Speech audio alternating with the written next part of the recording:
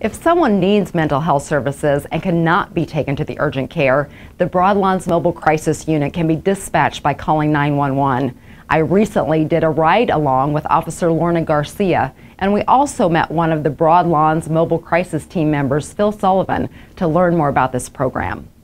So, Mobile Crisis Team is for law enforcement or fire medics.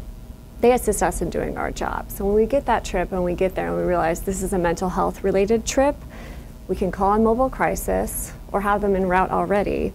They're going to get there, talk to that person, and get an assessment to find out what are they really needing at that point and what kind of level of crisis are they at. Sometimes people need to go to the hospital, but sometimes they just need somebody to talk to, and they can provide that as well.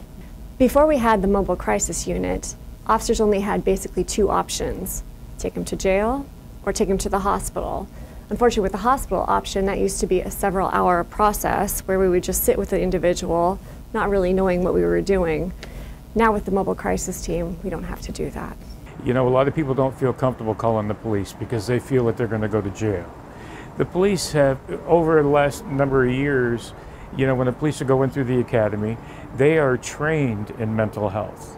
So they have a training, you know, an extensive amount of training. Some of those officers are taught by us because Mobile Crisis, a couple of my co-workers and I, we go to Iowa Law Enforcement Academy and we help train these officers on dealing with mental health patients and mental health situations. So, you know, when you're talking to somebody, what I want you to be aware of is that, you know, we want these people to get the care that they need and go to the correct place that they need to be at. And jail isn't the answer.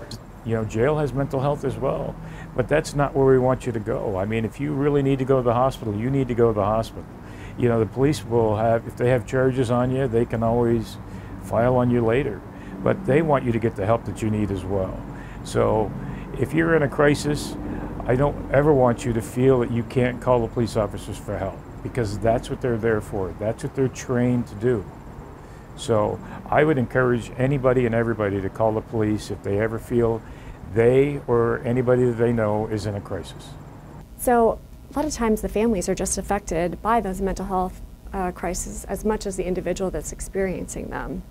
So we can provide information on resources within the community, give them information on such as the mental health commitment process, to give them that support that they need so they know they're not alone in this, because I think a lot of times that's how they feel. I would say the most prevalent call that we would get is the depressed, suicidal individual. Almost daily we have at least a couple calls on a suicidal person. I think the public would be surprised by the frequency of that. And luckily they are calling, so it means there's that glimmer of hope for them to get them to the care they need. The one thing I'd like everyone to know is that we are here. Please use us. We are a resource for you and your family and friends that care about you to get you the help that you need. If you are feeling overwhelmed by daily life stresses, your anxiety is really high, and you just don't know what to do, call us. We might have a resource for you. Also, obviously, if you are suicidal, you're having those thoughts that you want to kill yourself, we want to help. Call us. There's a wide variety of things that you can call us for. It doesn't just have to be that you're suicidal. We're here for anything mental health related.